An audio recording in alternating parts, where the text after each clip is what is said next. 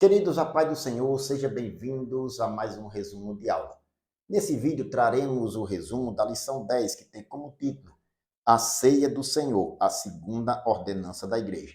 Desde já agradeço a sua participação e deixe aqui no final o seu comentário e o seu like para ganharmos relevância no YouTube. E o mais importante, utilize o nosso material na evangelização, enviando para uma pessoa que você conhece. Vamos aproveitar os meios que temos disponíveis para anunciar a palavra de Deus. O textuário diz: porque todas as vezes que comerdes este pão e bebedes este cálice, anunciais a morte do Senhor até que venha. Está na primeira carta de Paulo aos Coríntios, capítulo 11, versículo 26. Verdade prática: a ceia do Senhor, como uma ordenança, celebra a comunhão do crente com o Senhor ressuscitado. A leitura bíblica em classe encontra-se na primeira carta de Paulo aos Coríntios, capítulo 11, versículos 17 ao 34. Nós não iremos ler, mas iremos aqui fazer menção do texto para o comentário. A palavra-chave é comunhão. Nesta lição, nós temos 3 objetivos específicos, a saber, apresentar a natureza da ceia do Senhor na tradição cristã, mostrar o propósito da ceia do Senhor e refletir a respeito do modo de celebrar a ceia do Senhor. Nesta lição, nós iremos ver a segunda ordenança de Cristo para a sua igreja, celebrar a sua morte até que venha, a ceia do Senhor. Na lição passada, nós vimos o batismo, que é uma ordenança, a primeira, para fazer discípulo em todas as nações. E nessa nós vamos ver a segunda. Os 3 olhares ou as 3 visões nos aspectos da ceia do Senhor, a visão do passado, do presente e do futuro nós iremos aqui abordar. Do passado, o memorial de Cristo celebrado na sua morte como expiação do nosso pecado. O presente, o nosso estado espiritual diante de Deus, um olhar introspectivo para dentro de nós e a nossa comunhão com a congregação, com os irmãos no ato de celebrar a Santa Ceia. E a visão do futuro, ou melhor, a visão do futuro, Cristo voltará. Ele mandou celebrar a sua morte até que venha. É uma visão escatológica. Iremos para o nosso quadro resumo e ele fica disponível no final do nosso vídeo. O primeiro ponto, a natureza da ceia do Senhor na tradição cristã. O número 1, a tradição romana. Na Igreja Católica entende a ceia do Senhor, os elementos da ceia, o pão e o vinho, como um ato de transubstanciação. Este termo, transubstanciação, quer dizer, as substâncias do pão, dos elementos pão e vinho, se transformam literalmente no corpo e no sangue de Jesus. Em Lucas capítulo 22, versículo 19 e 20, está, por exemplo, textos de referência para essa interpretação da Igreja Romana. Aqui, citado pelo nosso comentarista, Lucas 22 e 19 diz: isto é o meu corpo. E o versículo 20, este cálice é o meu sangue. Está abreviado aqui a citação do nosso comentarista. Nós vemos nesse tipo de interpretação, queridos, 2 problemas, um de natureza lógica e outro de natureza exegética. Lógica porque, no ato da primeira ceia que Jesus celebrou com os seus discípulos, ele não poderia estar presente e, ao mesmo tempo, estar no pão e no vinho. Eram elementos separados. O Senhor, que estava celebrando o primeiro ato da ceia, e estar fisicamente no pão e no vinho. Segundo de natureza exegética, nós sabemos que esse texto aqui é um texto metafórico. Os 2 elementos, o pão e o vinho, são símbolos que, nas suas características, descrevem algo do que está sendo referido, no caso, o corpo e o sangue de Jesus. Como em João capítulo 10, versículo 9, Jesus disse: eu sou a porta. Note o verbo ser, que também está conjugado aqui em Lucas 22, 19 e 20. Como ele diz, isto é o meu corpo, este cálice é o meu sangue. Versículos 19 e 20, respectivamente.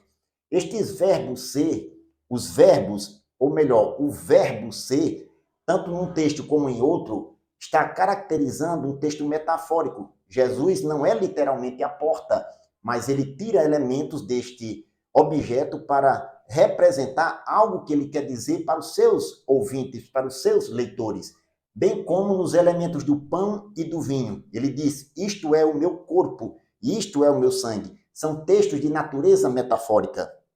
O comentarista, ele diz, evidentemente, ele não se refere a uma porta literal, como também aos elementos literais de pão e vinho. O número 2, na tradição protestante. Lutero, por exemplo, discordou da Igreja Católica, mas guardou alguns ensinamentos que ele conferiu para um novo ato de celebrar a ceia do Senhor. Ele entendia como um modo de consubstanciação, que quer dizer, os elementos da ceia coexistem nos elementos do pão e do vinho, como o Senhor presente no ato de celebrar a ceia do Senhor.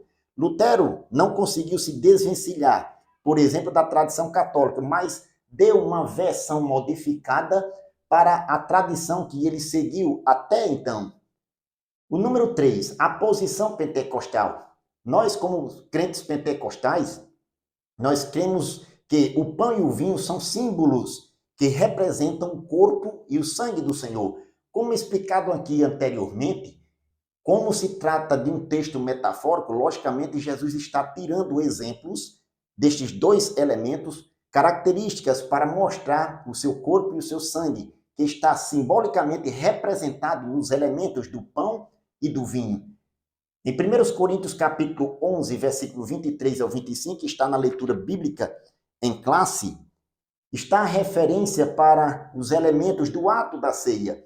Jesus, por exemplo, ele está presente. Nós acreditamos que ele está presente espiritualmente, representado simbolicamente nos elementos da ceia. Ele está presente espiritualmente. Até porque o Espírito Santo que habita a igreja é quem dá alegria no ato de celebrar, é quem impulsiona o crente a adorar a Deus. Jesus ele está presente também na terceira pessoa da Trindade que veio substituí-lo, representá-lo, ele e o Pai aqui na igreja. Queridos, eu chamo a atenção para a sequência do ato, que há nos elementos da ceia, quando Jesus se reuniu com seus discípulos, o apóstolo São Paulo descreve, dizendo o seguinte, porque eu recebi do Senhor que também vos ensinei. Eu já citei esse texto, esse exemplo, na lição 6, quando nós falamos do batismo e da Santa Ceia também, como um acréscimo, nós colocamos um subsídio à lição do vídeo. Se você ainda não assistiu, assista a lição 6. O nosso vídeo que está aqui no nosso canal. Na sequência do ato, observe que Jesus, Paulo ele diz, eu recebi do Senhor que também vos ensinei, que o Senhor Jesus, na noite que foi traído, tomou o pão e tendo dado graças, partiu e disse, tomai e comei, isto é meu corpo que é partido por vós, fazer isto em memória de mim. Note a sequência do ato, que primeiro ele toma o pão, depois dá graças e parte. O pão simboliza o corpo de Cristo e o ato de dar graça nos remete ao jardim do Getsêmani, que antes de ser entregue à humanidade, ou melhor, entregue para ser morto pela humanidade, pelos pecados da humanidade, ele ora ao Pai, ele dá graças ao Pai, orando para ser entregue. Isso nos faz lembrar que o pão, como símbolo do corpo do Senhor, antes de ser partido, de ser entregue, de ser morto pela humanidade, celebrando a sua morte, ele deve ter uma ação de graças. A sequência é bem simples e bem lógica. Pega o pão, dá graças e parte. Ele toma o pão, dá graças e partiu.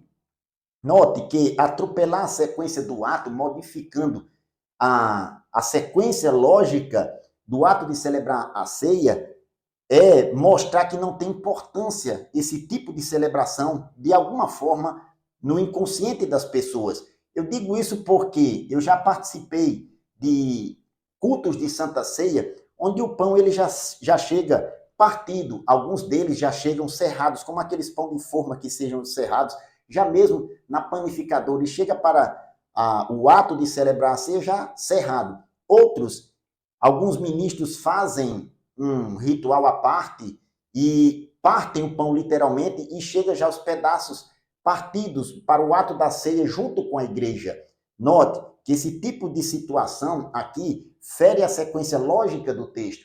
Primeiro nós tomamos o pão, damos graças e partimos. Foi assim que o Senhor Jesus fez e foi assim que ele ensinou a Paulo para passar para a igreja. Atropelar a sequência lógica do texto é atropelar a sequência do ato.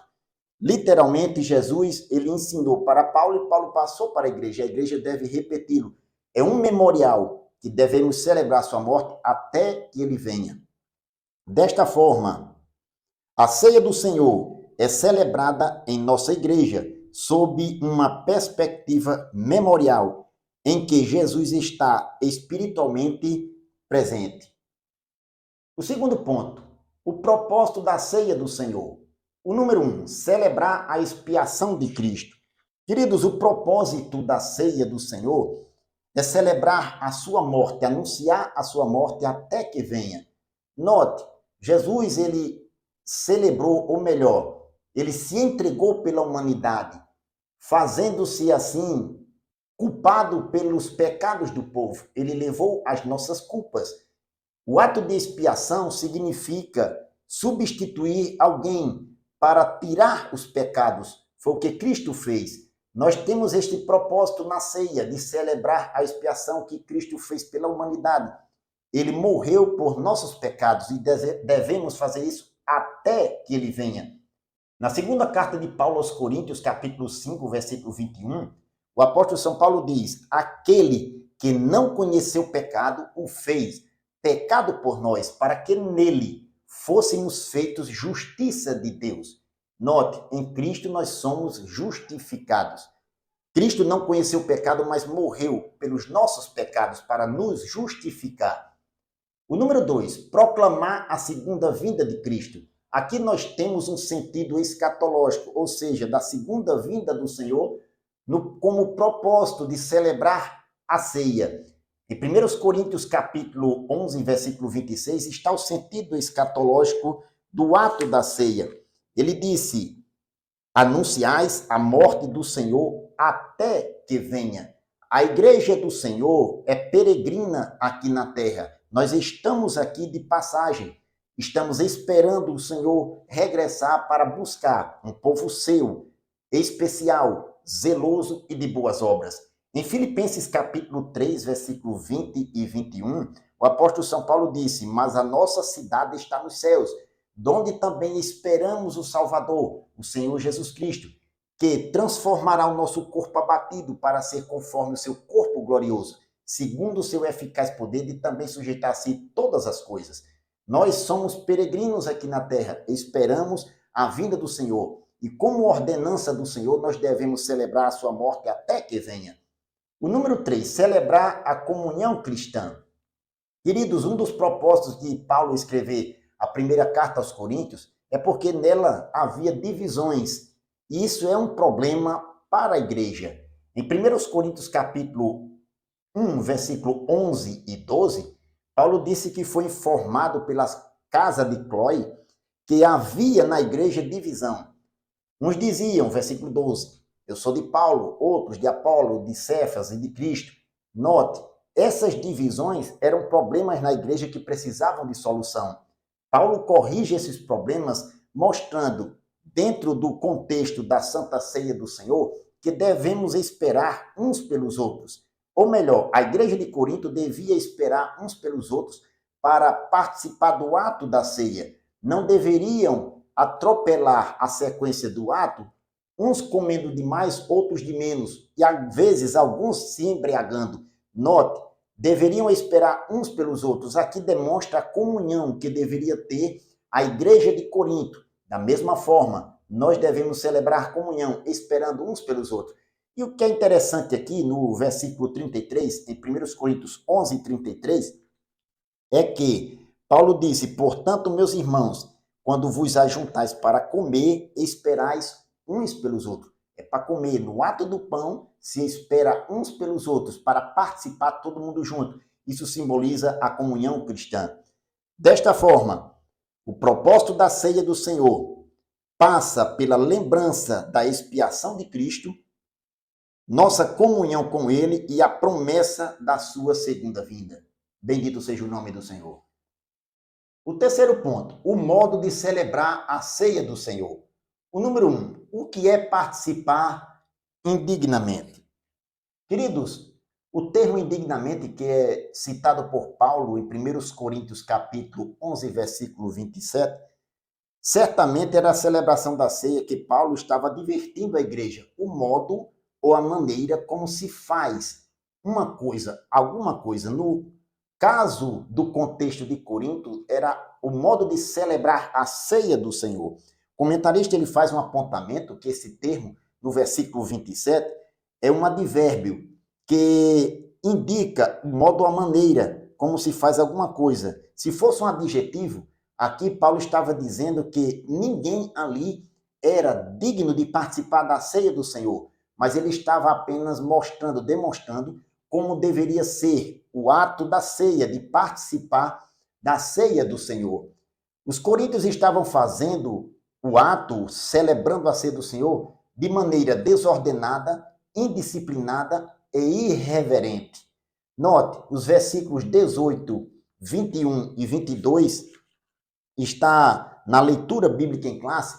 Nós não vamos ler, mas está esta sequência de coisas que aconteciam no ato da celebração da reunião cristã na igreja de Corinto, que não poderia acontecer na ceia do Senhor. Isso nós podemos tirar também lições para nós, que não podemos celebrar a ceia do Senhor de forma indigna, de qualquer forma. Devemos sim termos ordem e decência e participarmos no ato de comunhão, como nós mencionamos anteriormente.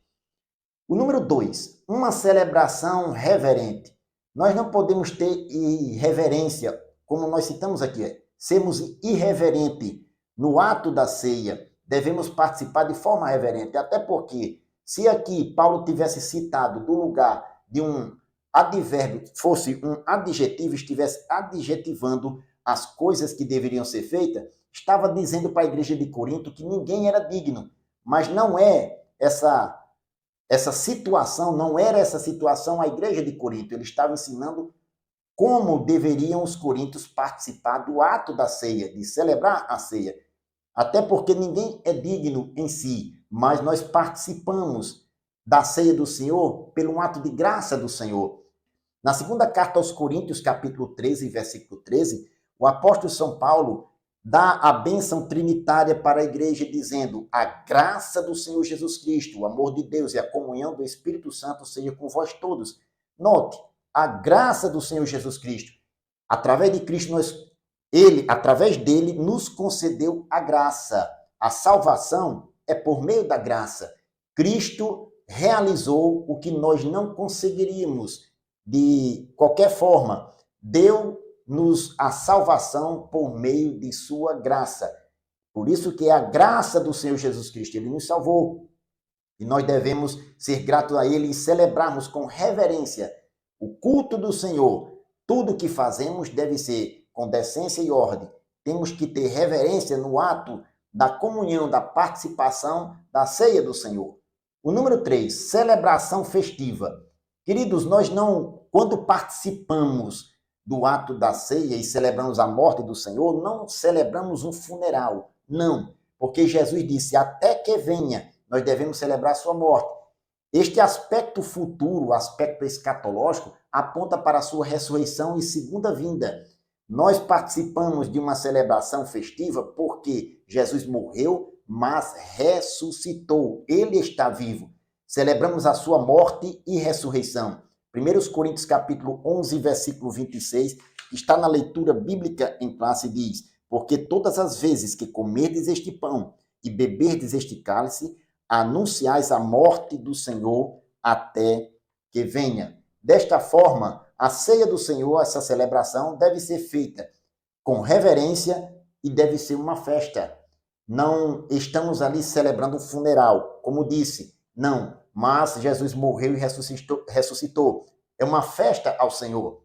Em 1 Coríntios, capítulo 5, versículos 7 e 8, o apóstolo Paulo diz àquela igreja: alimpai-vos do fermento velho, para que sejais uma nova massa, como já estáis sem fermento, porque Cristo, nossa Páscoa, foi crucificado por nós. Pelo que façamos festa, não com fermento velho, nem com fermento da maldade e da malícia, mas com os asmos da sinceridade e da verdade. Note, devemos participar do ato fazendo festa, celebrando a morte do Senhor, sua ressurreição. Assim, A celebração da ceia do Senhor deve acontecer de modo reverente e ao mesmo tempo festivo. Bendito seja o nome do Senhor. Queridos, mais uma lição nós concluímos aqui. Espero que tenha ficado compreendido a sequência de nossa lição, principalmente a ordenança do Senhor de celebrar a sua ceia. Note, tem uma sequência lógica no ato de participar do pão e do vinho. Não devemos atropelar as coisas, porque o Senhor assim nos ensinou, através do apóstolo Paulo, entregou à sua igreja. Ficamos por aqui, que Deus o abençoe, em nome de Jesus.